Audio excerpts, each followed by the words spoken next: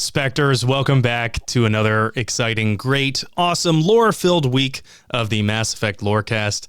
And joining me, as always, is my co-host, Genesis. Genesis, how have you been doing this week?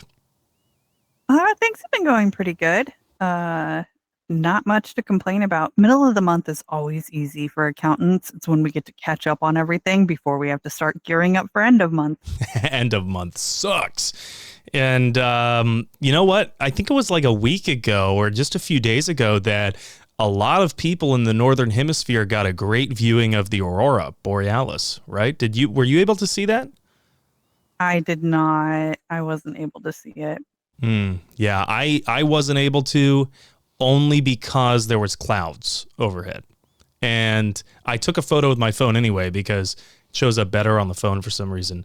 And you can see the aurora behind the clouds. And I was like super bummed about it. I was so upset. But for everyone that did get to catch that aurora, good for you.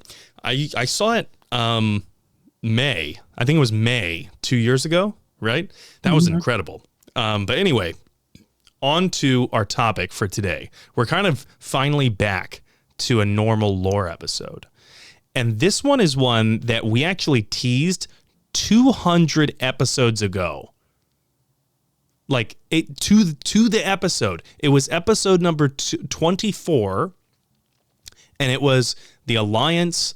I think it was just the Alliance episode, the first Alliance episode that we did. And I mentioned the Manswell expedition. And I said, now this is something that's a cool secret lore bit that eventually we're going to get to. We're just going to have to give it its own episode. And 200 episodes later, here we are. Here we are. I promised you all I'd get to it. It just took me a little bit. And now I feel like Bob Saget in How I Met Your Mother. But anyway, this is the Reader's Digest version is that there was a lost human colony. And because its expedition set out before humans discovered FTL travel. So if that intrigues you, you're going to want to listen to the rest of this episode. Sounds very, very interesting. Genesis, this is a Cerberus Daily News story that goes on for quite a few entries. So we get it in Mass Effect 2, but it's like in the game, but not really in the game. Like it's, you have to go looking for it. So the first one that came through was back in January 2011. What were you doing January 2011? Oh gosh. I was I had not started my accounting job yet because I started that February 14th of 2011. My baby was just a couple months old. So I was very much doing the working mom thing. That was 14 years ago. If I had the Inception foghorn sound effect next to me, I'd play it. 14 years ago. Wow. I was a junior in high school. Yeah. I forget that there's such an age difference between us. Here I am married with a kid working a full-time job and you're a junior in high school. Anyway, so we get this dispatch from Cerberus Daily News and it says, Alliance headquarters on Arcturus Station is buzzing about an unusual incident tonight. Information is still sketchy, but it appears Asari explorers have alerted Alliance leadership to a previously unknown colony of humans in the Alpha Centauri system. So this is really cool because this is 2185, and Asari explorers are finding a bunch of humans that apparently no one knew about. That's crazy. I love that. I love how it's always the Asari that are finding people. So that's a little interesting because they found the Ralloy also, but now we've got a whole human colony that even we were unaware of. They are kind of the perfect introduction into the Milky Way, socio-political sphere, right? Much better than meeting the Turians, or the Krogan first, or the Batarians, or the Vorcha. That'd be bad. So, but the Alpha Centauri system is really close to the local system where Earth is. So it's pretty impressive that no one knew about it. And the dispatch goes on to say that the Asari were monitoring a primitive alien species on a planet in the region when a human party approached and ambushed them, taking at least one Asari scientist prisoner. That sounds like my good old humans, doesn't it? Yep. First contact war. Here we go. Right, we were just talking about. Now, probably good it was the Asari, not the Turians. Because if that would, can you imagine how this would have gone if that was the Turians? Oh, yeah. I mean, it would have started another war, I believe, because it's like, okay, here we are. The humans again are acting up, and we're going to have to squash it. Right. Is it a war, though, if the Turians just pummeled them from orbit?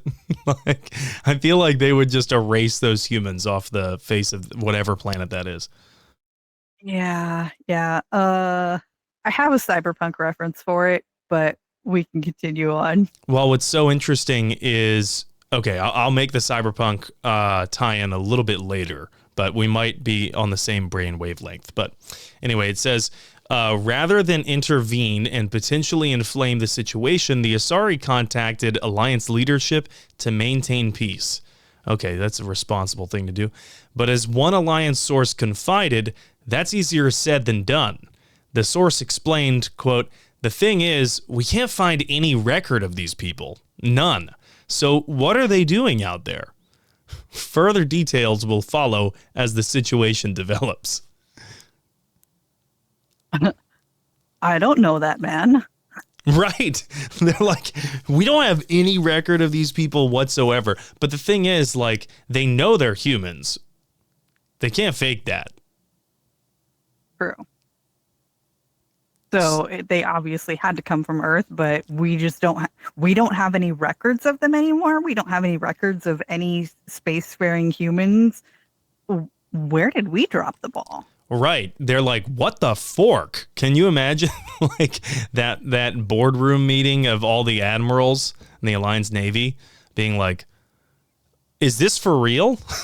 Like, where are these people and how long have they been there? I think that's probably my biggest question, right? How long have they been there? Mm-hmm. And I would start to question if they truly are humans or just like another humanoid species that developed on their own. You know, Saris look humanoid. There's a lot of different, like, it's a variation. Maybe the Cro-Magnons started on another planet as well, because that's how evolution goes. That's a Prometheus kind of development there. What if they're a shape-shifting goo? They just decided to look like humans. Anyway, we get another dispatch back in January 2011. You want to go ahead and read this one for us, Genesis? Yeah, it comes out the very next day. And Alliance links lost colony with the Manswell expedition of 2070. Surprising details have emerged about the recently discovered human colonists in the Alpha Centauri system who captured an Asari scientist. Alliance ships performed a reconnaissance flight over the planet in question and gathered details about a settlement there. After cross-referencing with Alliance databases, a clearer picture has emerged. An Alliance source explained, "These people are literally a lost colony in every sense of the word. We're 95% certain they originated from the Manswell expedition of 2070. Victor Manswell. Yes. All right. I forget what the band was that Tom and I came up with. Victor Manswell and the Soul System. Was that it? Victor Manswell. It was a funk band name. Anyway, I'm sorry. Go on. No, I'm pretty sure that there were also jokes about man swelling and things like that. Yeah. Interesting naming here. A background check reveals Victor Manswell was a billionaire who funded his own private spaceflight in the year 2075 after growing frustrated with the pace of official exploration. I can think of a few billionaires I'd like to send into space, but go on. can also think of a few billionaires who are currently trying to do this. So, I'll follow their lead. How about that? yes. Now, predating the use of Mass Effect relays, some 300 people joined the expedition and were placed in cryogenic freeze for the journey. After a successful launch, the colonists were never heard from again until today, if Alliance suspicions prove true. So this is actually pretty impressive. 2070 is when the expedition started. And apparently it launched in 2075.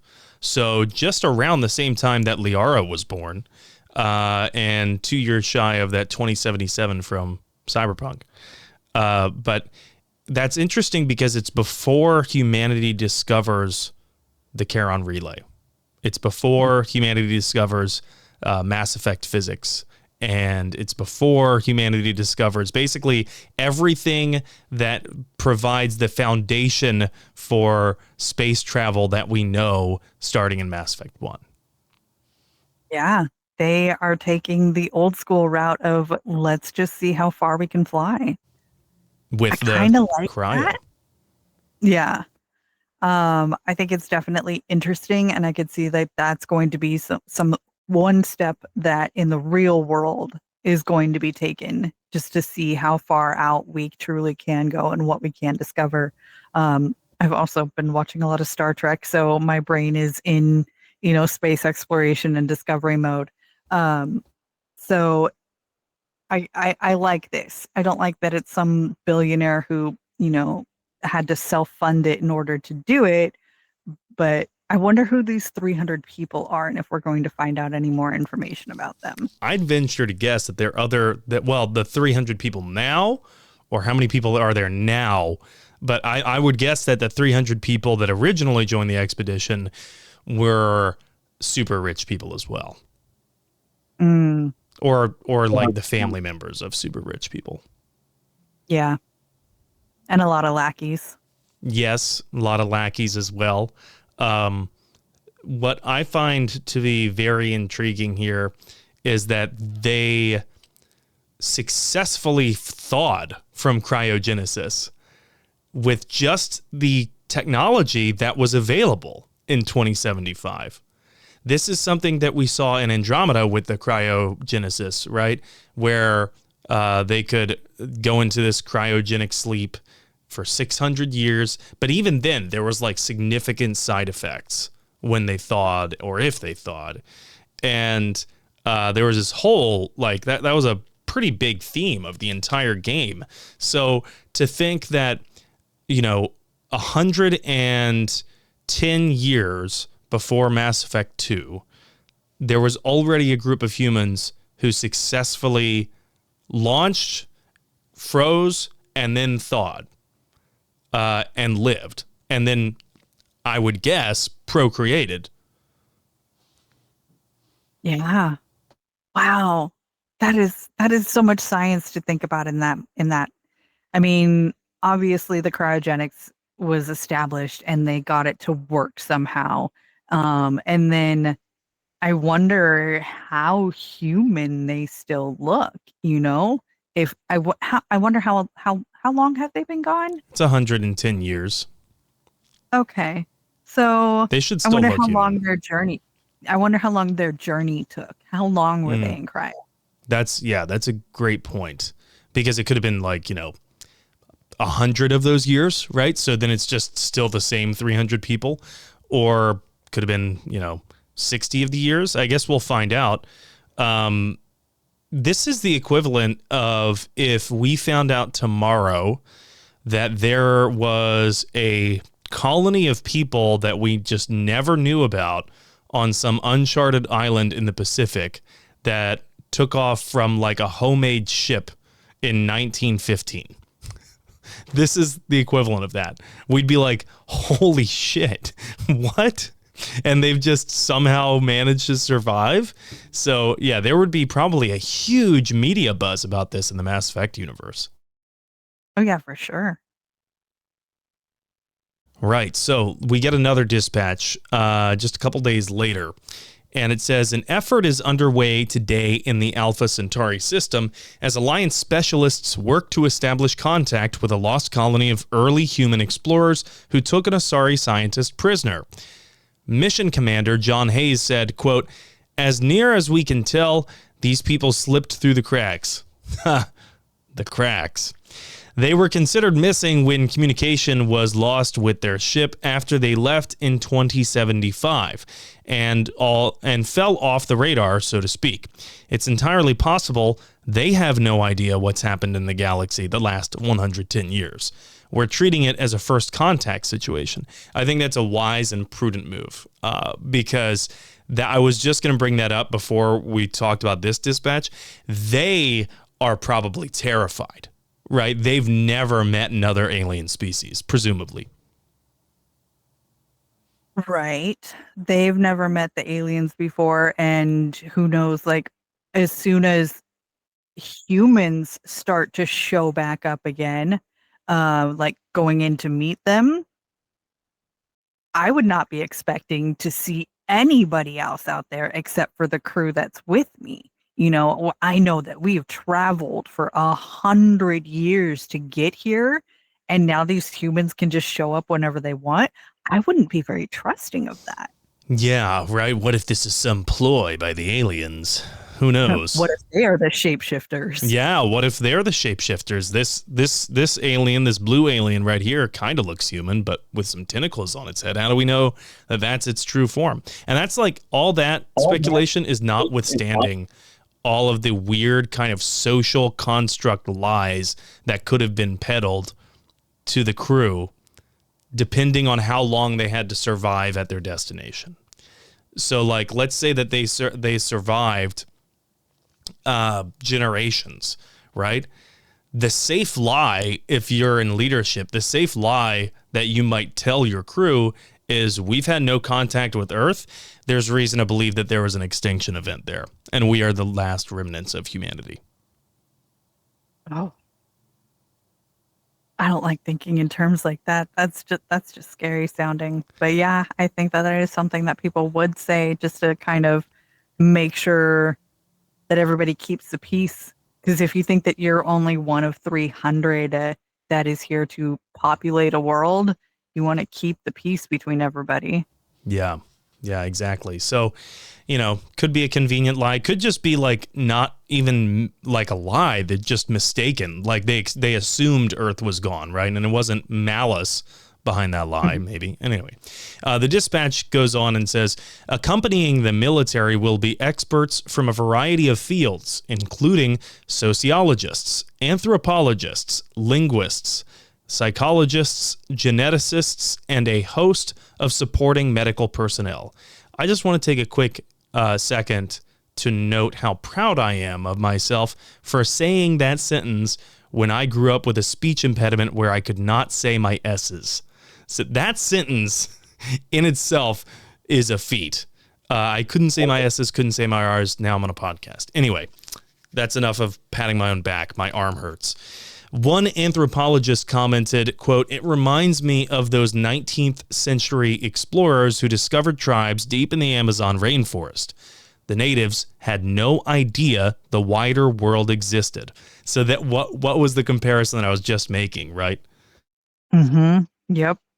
I also really like the fact that they brought out the linguists because language changes so quickly and so rapidly.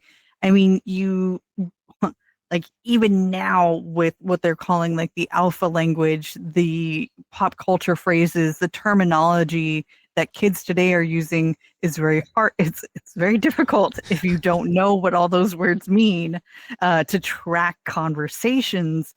And that's just within 10 to 15 years of language evolving. Oh, yeah. Now, the internet has expedited that for sure. But yeah, that's a great point. Can you imagine exposing people like a transatlantic accent New Yorker from 1915 and having them try to sit down and chat with a brain rot 15-year-old now? exactly. that conversation would be wild to listen to, and they wouldn't understand each other at all. I mean, No, no. phrases, sentences, not a lot. Also, that 1915 person would have like World War One top of mind.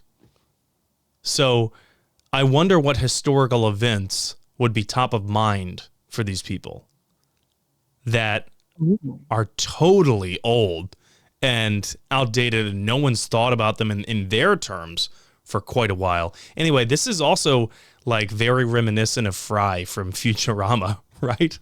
Waking up 1,000 years It later. is very Fry. Yeah. So I think that's one of the reasons why I like this story so much, because I was a huge Futurama fan, because there's so much comic potential in freezing someone for an extended amount of years and having them wake up in the future. And that's essentially what these people have done. We still don't know how long they were frozen.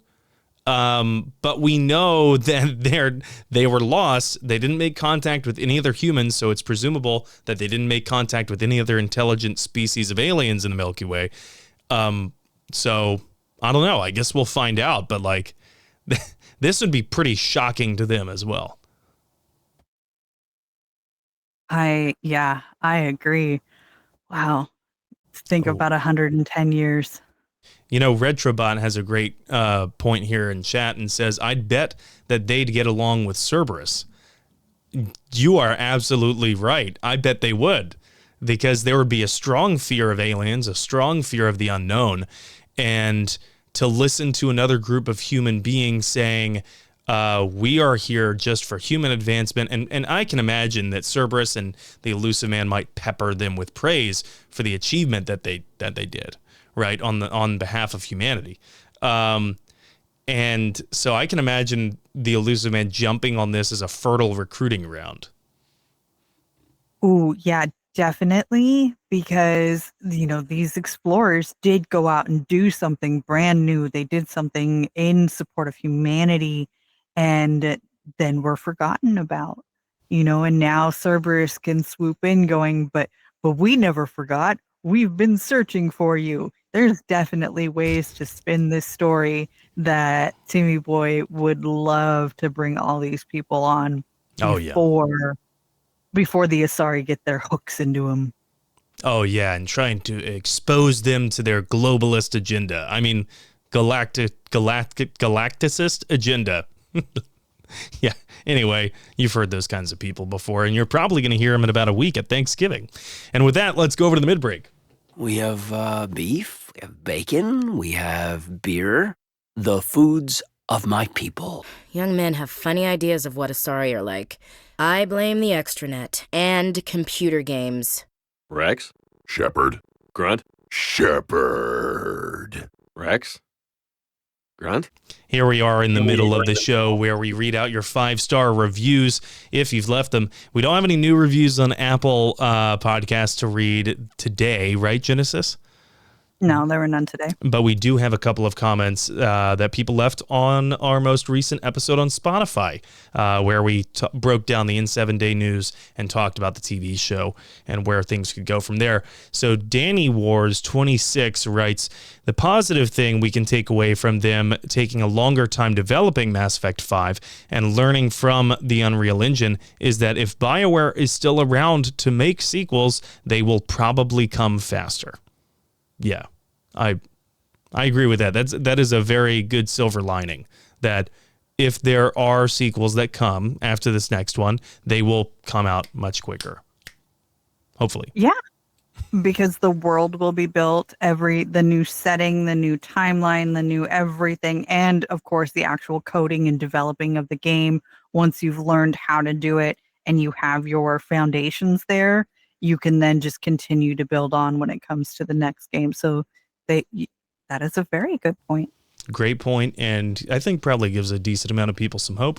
We also have a comment from Madden Mew, who writes, maybe the Krogan Civil War is in Andromeda and is the topic of the TV show. That would be amazing and expand on the Andromeda storyline. I guess we'll see. I wouldn't be surprised if the Civil War is at least mentioned in a TV show. Yeah.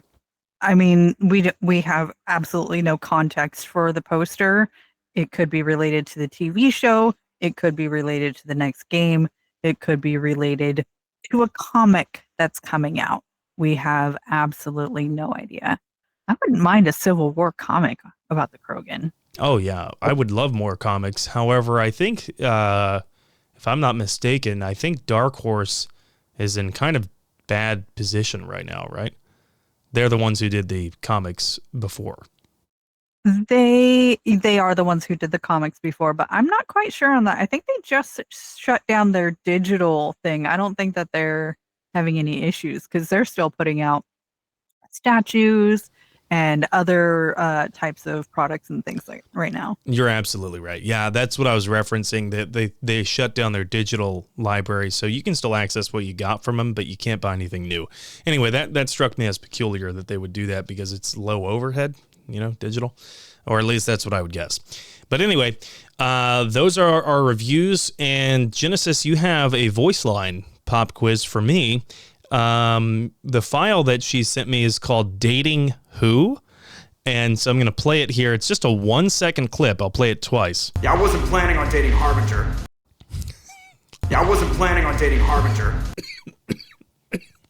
That is Joker in, oh shit, what's the name of the bar in Mass Effect 3? I'm blanking on it. Is it Purgatory? Mm-hmm. Yeah, that's Joker in Purgatory when Shepard is talking to him about dating and getting serious with Edie, right? Yes, yeah, that okay. is exactly right. All right. Yeah, I always set them up together, so I did know that one. All right, I like that one. So we've got a couple of new patrons. You want to shout them out, Genesis? Yes, we do. Welcome in, Corey. Your email address is amazing, by the way. I'm not going to dox you, but you know what it is.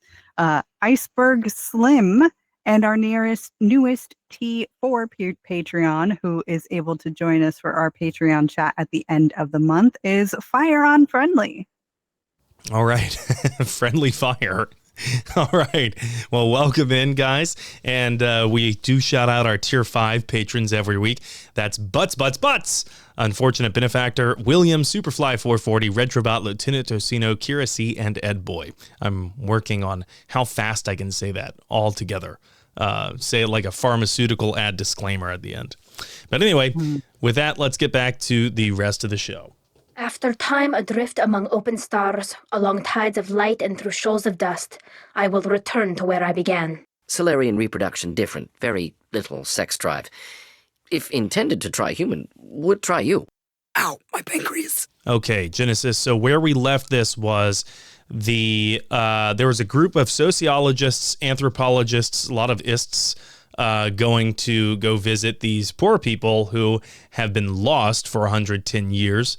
And we don't know how it goes after that because like they were compared to, tribes discovered deep in the Amazon rainforest, they had no idea that the wider galaxy existed. So what happens next?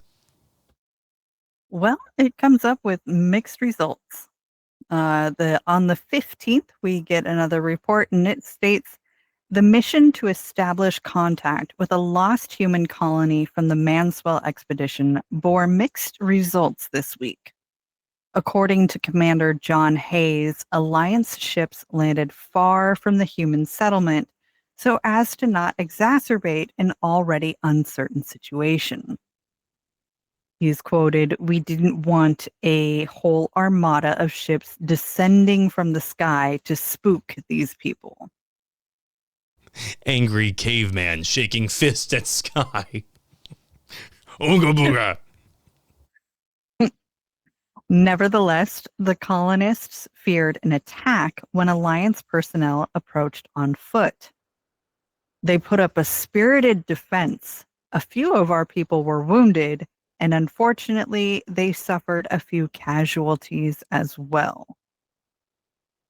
Why are we killing our own people? I don't know. And I've also just noticed that my camera on stream has gone out of focus. So I'm a little blurry. You don't need contacts or glasses. That's my fault. I don't know what's happening there. After the fist shaking. Let's see. It was the fist shaking. You're right. Anyway, yeah, I'm not surprised at all that the colonists who have been separated from humanity for 110 years, who also abducted a Asari scientist, also decided that they were going to put up what Hayes calls a spirited defense. And it is sad, though, that a few of them died. Or I guess casualties doesn't have to be a death. It could be an injury. So True. Hopefully they didn't die. I hope not. But I don't know if we get an answer to that. I can read on a little bit more. Once the situation was under control, a dialogue with the colonists was opened. It took some convincing that we were humans from Earth. They suspected an alien plot. Eventually, an alliance representative was allowed into their camp to make contact with their leader and check on the condition of their Asari prisoner. Details are pending. See, you called this earlier. Did you already know this lore? Actually, I didn't. I didn't read through this stuff, so it's interesting. Yeah, just a fourth wall breaking for everyone who listens to this show. Sometimes with these Cerberus Daily News things, it's actually better and more entertaining for you all if we don't know the story prior. So we will purposefully not read through it before we go on air so that you get our honest and genuine reactions and thoughts right out of the gate. But I'm sorry, Genesis, go ahead. No, that was the end of this this article this entry that we have here. But the suspecting an alien plot thing, like I said, that's what I would do too. I would be suspicious of. I've been gone for 100 years. How did these other humans get here so fast? Yeah, exactly. Yeah, where the hell were you guys? And especially that it happens after they abducted the Asari scientist. Mm-hmm. So they could be fearing retribution. Now, I wonder if the Asari is able to speak human English and was able to talk to them. Or with an Omni tool. I don't know how that would work. Yeah, with an Omni tool, she'd at least be speaking English as its contemporary in 2185. True. But does that only work if you have an Omni tool as a receiver to do that, to gather that information? You're right. I think you need an Omni tool as a recipient as well. It's been a long time since we covered that on the Lorecast, and I can't remember. But I think you're right. Maybe they're just hearing a series of weird alien screams. And they think that it's like hostile of the Asari. Oh man, I don't know. There is a speaker and an Omni tool though. We do know that. We know that from Tally, Mass Effect 1. The hollow crawls and things like that too. And yeah, Tally's able to put Saren's voice out on speakerphone. Yeah. Okay. So I'm thinking that she was at least able to communicate a little bit with these humans, but they were probably extremely suspicious and didn't listen to her anyway. Yeah. Or maybe they bound her and gagged her. I don't know.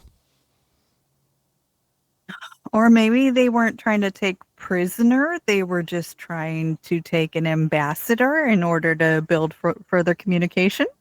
That's a really positive way to look at that. So, all right.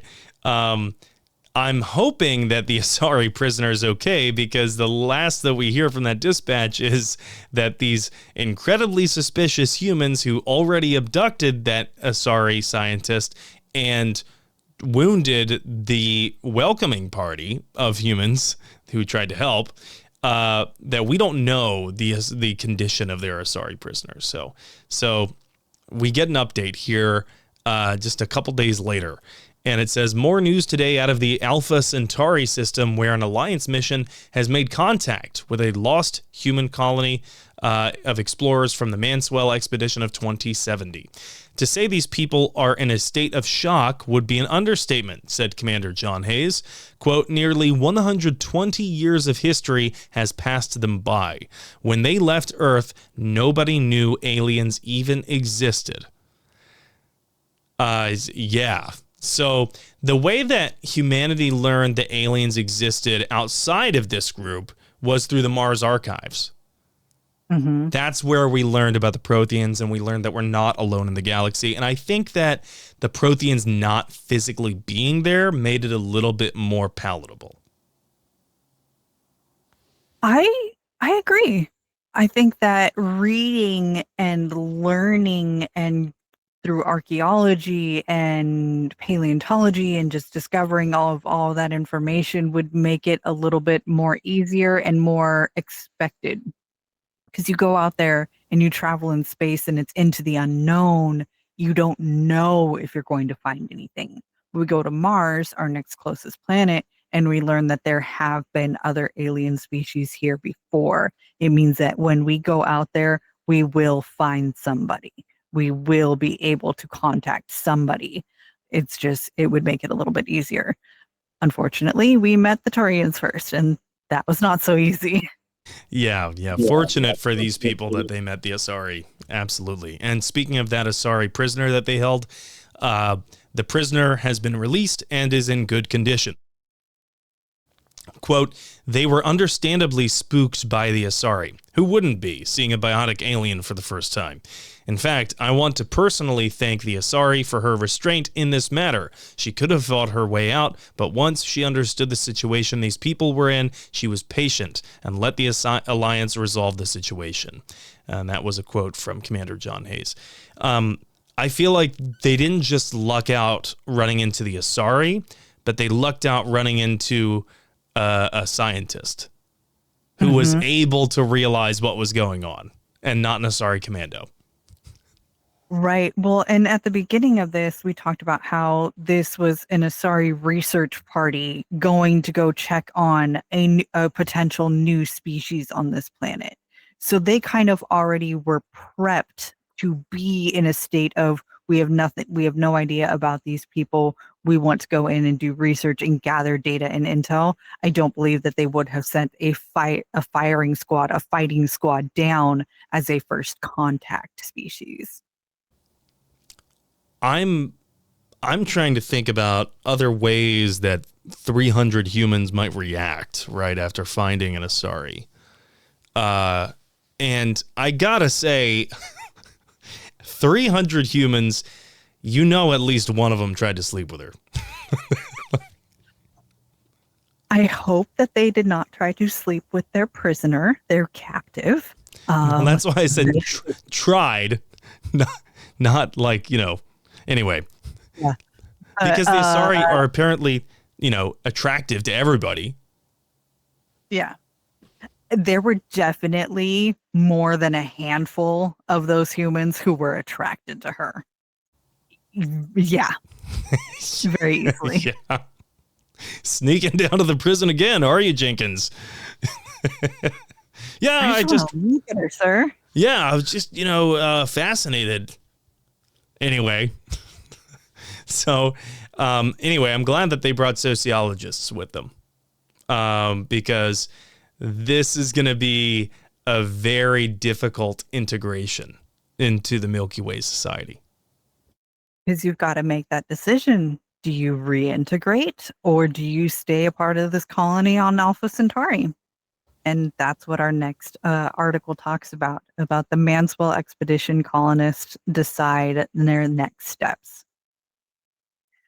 Some closure today in the case of the lost colonists of the Manswell expedition. After educating the colonists on the state of galactic affairs, Alliance personnel asked the group where they wished to live. Nearly half of them voted to stay on the planet, with one of them saying, "Everything has changed so much that I don't see how I could ever go back." mass relays, the Citadel, robot wars. I wouldn't know what to make of any of that. I feel like a caveman seeing New York for the first time. Shaking an angry caveman fist. Yeah, honestly, I mean, yeah, getting briefed on 115, not just 110 years of human history, but thousands of years of galactic history. Yeah, they're going to need some time to think about that. I would venture to guess that some of the people, of the half of them that voted to stay on the planet, eventually some of those people, I think, will warm up to the idea of integrating into the rest of the galaxy. Even if they decide to just continue living on that planet, I think they probably want to interact a little bit more. You just need to give them a little bit of time to warm up to that idea. Absolutely. I think that I see both sides of it, how, staying on this new planet and learning everything new and kind of establishing yourself now in this new world, this new normal, rather than trying to go back and see what the updated Earth is like. I think it's also, it's the Javik question. Do you allow all of your memories back in, altered and changed now with all the updated information? Or do you let the past stay in the past and hold the memories of what you knew Earth to be stay as that? That's what I was going to say. Did any of them want to go back to Earth? Because I feel like they probably faced enough challenges that they were like, you know what, just send me back to Earth. It's probably different enough, but at least it's Earth. We do have the other side of the argument. Now, others were eager to rejoin galactic life. I have just discovered one of my descendants is still alive, another colonist explained. How weird will that be, going back to see him? Okay, Fry going to see Professor Farnsworth, but go on. Yeah? Oh, man. An Alliance sociologist said that they will help the colonists assimilate into modern life if they choose to return to Earth. Follow-up interviews and seeing how they adjust should be fascinating, she said. Interesting. I would I would venture to guess that these humans have a lot of views and beliefs that are considered problematic by like contemporary humans on Earth. Oh, yeah. Yeah. Well, I would hope by 2077 that a lot of things that we consider problematic right now are no longer problems in the future. And so hopefully those views are not as prevalent. But I could definitely see that. And I guess you would just really have to learn how to acclimate and get rid a lot of your old feelings and ways of thinking. I do like the idea of this person going back and finding out that they still have family members alive, a descendant. Maybe it's your grandkid or something like that. I was just thinking about this, that they would be returning to Earth expecting to find the geopolitics of when they left. And 2075 was before a lot of stuff changed. It was before the Alliance became like a supranational government of Earth. It was before, or I should say, supernatural government of humanity for colonies off Earth. But there were still countries that the borders changed, they consolidated, they became like the Federation of North American States, right? That's what the United States and Canada and Mexico became after the Second American Civil War. And there would be a lot of different geopolitics where they might be expecting to go back to their home country, but their home country doesn't technically exist anymore. That, I think, would be a big factor on whether or not I went back. Like, I can't go back to my home. My home was rented out, destroyed, whatever, 100 years ago. But coming back to my land, the city that I've grown up in, and to know that it would be completely different, I don't know if I would want to because, like, specifically, I hold Portland and it's so dear into my heart. And if I were to find out that things had so drastically and radically changed in that 100-year span, I would want to hold my Portland in my head and in my heart rather than see if it wildly changed. Yeah. Yeah, that would be a really hard reckoning. And not just the emotional reckoning, but can you imagine the bureaucratic headache that would last for weeks, months, maybe even years of going back to Earth and they're like, okay, where's your passport? Where are you a citizen of? Nowhere? Oh, okay. Yeah, we literally don't have any birth certificate of you anymore or anything like that. Your birth certificate here says that you were born in 2020? What the hell? Wow. Okay. So hopefully I left some money in that Swiss bank account that has a really high interest rate. Because I mean, there's all those logistics. I mean, this is a Marvel movie unto itself about the people who had to blip back, and that was only 5 years. And all the logistics that went into reestablishing their own lives. But that's what we can equate this to if those people do go back to Earth. Oh, I think that would be a headache after headache after headache in terms of paperwork. I would just go to the Citadel, honestly, because clearly the council's aware of what happened. They're probably going to lend more assistance, I would guess, than Earth, because different territories in different countries on Earth, I can just imagine this. They're just going to shuffle it off to each other. Oh, this isn't my responsibility. We don't know who they are. Yep. This would be a lot of that. And going in and just getting a galactic ID is probably a lot easier than trying to reestablish my social security number. Yeah, I think I would do that, and then I would go to a year of counseling because I would definitely need it. And if I could do a telehealth counseling with a therapist on Earth, I think that'd probably be the best scenario. Oh, I like that. Getting a little bit of Earth connection through them and figuring and learning that way how things are going. I really wish that we knew how long they were in cryo for. Yeah. With Andromeda, they say that they wake up and it felt like no time. They knew that time had passed, but it's not like you feel 500 years older, when it comes to Andromeda. So with this, it could feel like they just left Earth a couple of weeks ago, and that's where they're at. I would love if there were more information to know how long they've been on the planet, how established they were. And obviously, if your camp is able to hold a prisoner, it means that you have to be established in some way. Because an Asari would not just sit in a tent and be okay with the situation. Yeah, exactly.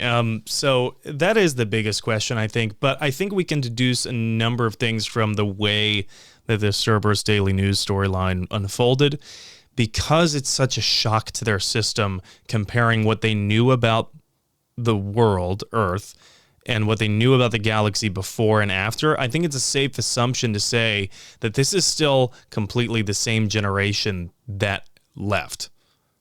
Mm-hmm. So they have been in cryo for at least 80 years, maybe more. Yeah. That's probably a good assumption. Right. So they don't talk about, having kids or introducing their kids to this. I would guess that it's 80, 90 years or more. So who knows? Maybe we'll run into someone in the next Mass Effect who was part of this expedition, right? That would be a really funny interaction, running into one of these people. Who knows? Oh, That would be interesting, just to throw in a little bit of lore. If you know moments, maybe you walk around and you find somebody named Manswell. And so if you know, you know. Yeah, that would be cool. But that pretty much wraps it up for the Victor Manswell expedition. This has been a really fun topic, Genesis, and I think we've been talking about this. We're going to cover some of Cerberus's heinous experiments. And I think we're going to go back and forth between those and maybe some Cerberus Daily News and some characters who are connected to those experiments. I think that should probably take us into the new year. I agree, because Cerberus has definitely done some evil things. But when we can, we will sprinkle some lighthearted stuff in there, because I don't know if I can do evil for the rest of the year. Yeah. Been a long year. Yeah. And, Christmas episodes should not be evil Cerberus actions. Maybe we could. Yeah. Maybe we could go over and talk about Biota Ball, right? That's what it's called? The Biota Ball tournament. Anyway, that's for next time.